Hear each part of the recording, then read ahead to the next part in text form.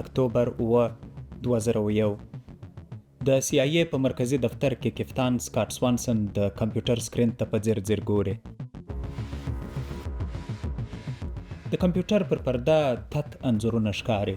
دا انځورونه د هغې الوتکې په مرسته په ژوندۍ بڼه د سکاټ سوانسن کمپیوټر ته رالیږل کیږي چې همدا شیبه د کندهار پر اسمان د ملا عمر د کور پر سر ګرځي.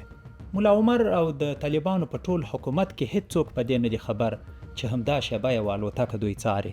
خو جالبه دا ده چې د دې الوتکې پیلوټ له کندهار نیمه نړۍ لري د امریکا په ورجینیا ایالت کې په یو خړ کنټینر کې ناست دی او دا الوتکه له هماغه ځایه کنټرولوي.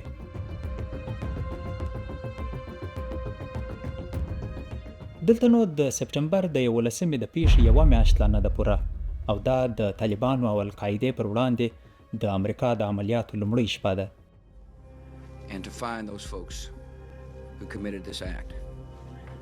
Terrorism against our nation will not stand. په دې شپه د امریکا حکومت د نړۍ د جګړې په تاریخ کې یوه نوې کارنامه کوي. داسې کارنامه چې تر دې مهاله یوازې په فلمونو او خیالونو کې ممکنه وه. خو اوس په عملي ډول سکاټ سوانسن له تقریبا 12,000 کیلومتره اوږده واټن څخه یوه الوتکه کنټرولوي او له هماغه ځایه د همدې الوتکې په مرسته خپل هدف په نښه کوي. د دې عملیاتو هدف د طالبانو د تحریک مشر ملا عمر دی.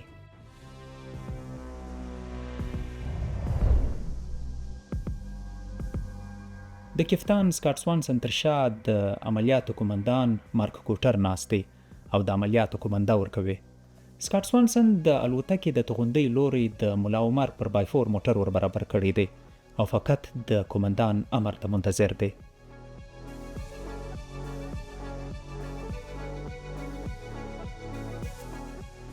تر دې مخکې له بې پیلوټ الوتکو څخه یوازې د څارګرۍ په برخه کې کار اخیستل کېده. خو که اوس مارک کوټر امر ورکړي دا به د نړۍ په تاریخ کې لومړی ځل وي چې یوه بې پیلوټ الوتکه توغندۍ توغوي. شیبه وروسته همداسې وسول. کپتان سکاټ سوانسن د یوې سرې تڼۍ په کښکښلو نه یوازې د امریکا د نوې جګړې پیل وکړ بلکې د نړۍ په تاریخ کې یې د جګړې د بڼې یو نوی څپرکی پرانیست. بې پیلوټه جګړه.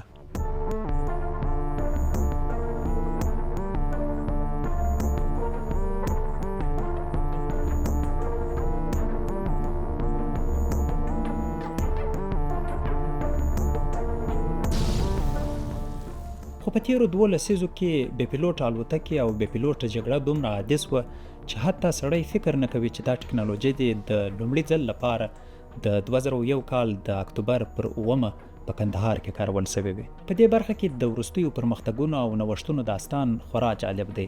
خو تر دې ځایه د بې پیلوټ الوتکو د پرمختګ سفر له پیچومو او خورا لوړو ځوړو ډک دی. دا ابراهام کریم دی. کریم د نومهالې بې پیلوټ الوتکې بنسټګر او پلار ګڼل کیږي. دی په خټه عراقی دی. خو هغه وخت دی 14 کلن و چې کورنۍ یې له بغداد څخه اسرائیلو ته وکوچېده. کریم له ماشومتوبه له الوتکو او پیلوټۍ سره مینه درلوده. په اسرائیلو کې کریم د ټکنیان پوهنتون د هوایي انجینرۍ له څانګې فارغ سو او سمدستي د اسرائیلو له پوځ سره د پرمختللو الوتکو پر جوړولو کار وکړ. خو د اسرائیلو دولتي چوکاټ د کریم د نوښتګرو افکارو او خلاقو تجربو لپاره تنګ و. د هره نوې مفکوره به د یو عالم دولتي رسمیاتو، لاسلیکونو او منظوریو تر رغبیل وتله او ډیر کله به د یو زاړه مامور د لاسلیک په تمه د ځوان کریم تاندې مفکورې د رسمي کاغذونو په جمع کې د دولتي دفترونو تر ګردونو لاندې زړې سوې. کریم په دې باور و چې د اسرائیلو په پوځ کې دی هیڅ پرمختګ نشي کولای. له همدې امله یې ډیر ژر له پوځ سره مخه وکړه او خپل شرکت یې جوړ کړ او په دې تمه یې د خپلو نوو طرحو پر عملي کولو کار پیل کړ چې نور به د چا لاسلیک او منظورۍ ته اړ نه وي.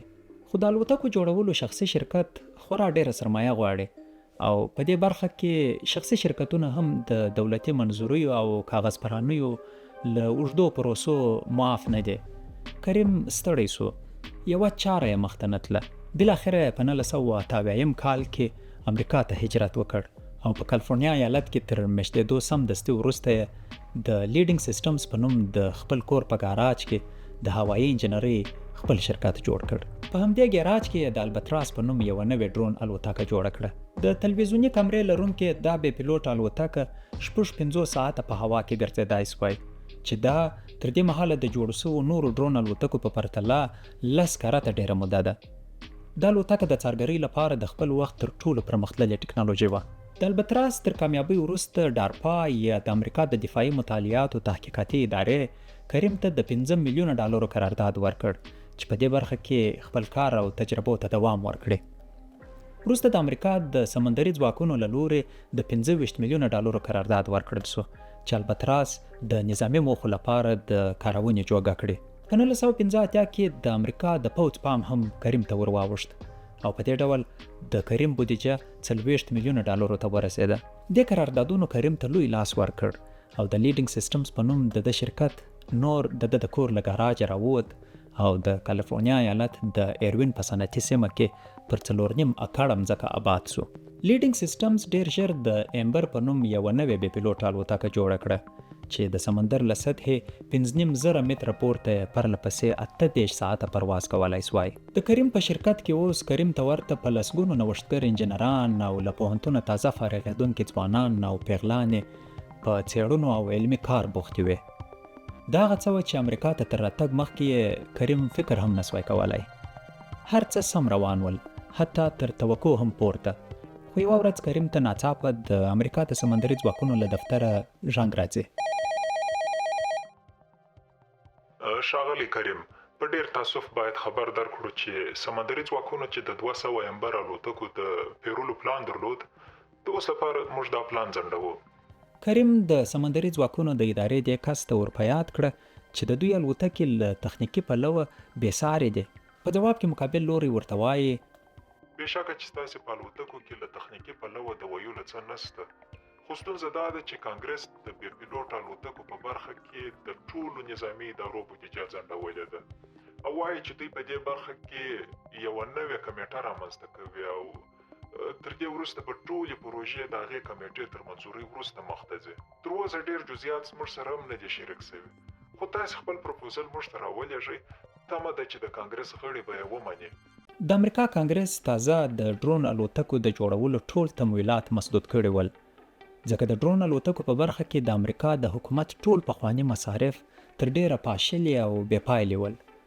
کانګرس د امریکا له پوځ، سمندري ځواکونو، ډارپا او نورو ادارو وغوښتل چې هر یو جلا جلا د ډرون الوتکو په برخه کې پانګونې ونه کړي، بلکې پر یوه ځای یوه مشترکه اداره رامنځته کړي چې تر چتر لاندې یې ټول قراردادونه او نوي پروګرامونه پر مخ یوړل سي. خو دې مشترکې ادارې د کریم د امبر الوتکې پروژه ځای پر ځای لغوه کړه او پر ځای یې نورو لویو شرکتونو سره قراردادونه وکړل. کریم یو ځل بیا د رسمي او دولتي بیروکراسۍ ښکار سو، خو دا ځل یې د تیر په څیر د تیښتې لاره هم نه لرله. د کریم شرکت تر پورونو لاندې و، هر ورځ د زرګونو ډالرو له تاوان سره مخ و، خو د عوایدو هیڅ سرچینه یې نه وه. کریم حتی نورو هیوادونو ته سفرونه وکړل چې د دا الوتکې رانیسي، خو هلته یې هم بختیاري نه وکړه. کریم ډیوالي سو او بالاخره د جنرال اټومیکس په نوم د نظامي تجهیزاتو یو بل لوی شرکت د کریم د شرکت د رانیولو هوکړه وکړه او کریم ته هم په خپل شرکت کې د یو کارمند په توګه کار ورکړ.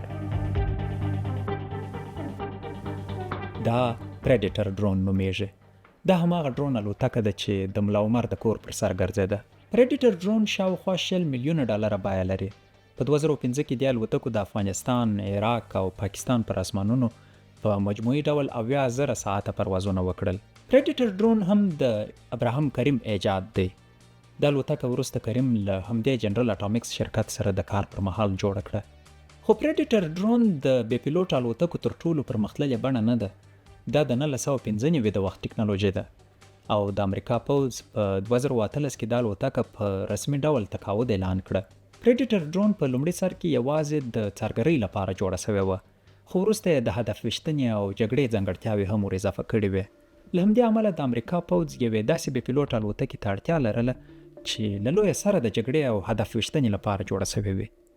همدې ټکي ته په کتو جنرال اټومیکس شرکت یوه نوې بې پیلوټ الوتکه MQ-9 ریپر جوړه کړه او دا د پریډیټر ډرون ځایناستې سوه.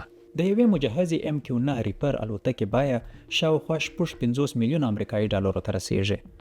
د الوتکه د نوي راډار سیسټمونو او پرمختللي سنسرونو په مرسته محرک اهداف په خورا دقیق ډول په نښه کوي.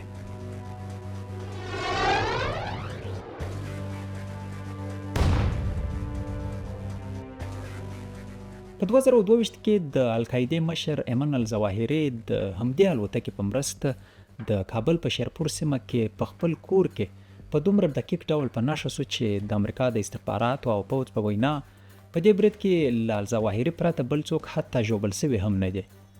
که څه هم دا موضوع یو څه جنجالي ده، ځکه ذبیح الله مجاهد تر اوسه پورې دا نه مني چې الظواهري دې په کابل کې وژل سوی وي. خو دا چې د مجاهد خبرې څومره د منلو وړ دي دا جلا بحث دی. اوس خبره دا ده چې د ډرون یوازې همدا بڼې نه دي. په اوسني عصر کې خورا ډېر هیوادونه او په امریکا کې ګڼ شمېر خصوصي شرکتونه د بې پیلوټ الوتکو پر جوړولو کار کوي او دې ټکنالوژي اوس دومره وده کړې ده چې حتی د F-15 جیټ الوتکو مرستیالې او معادلې بې پیلوټ الوتکې هم جوړیږي.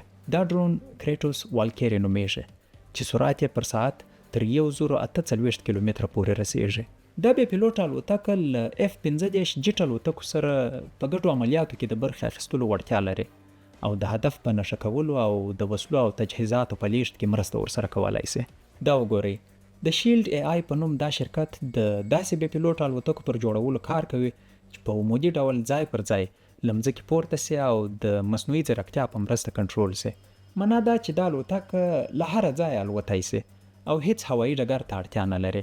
دا د چین بې پیلوټه نظامي سمندري بیړۍ دی چې په سمندر کې له ډېره شوقه نڅا کوي.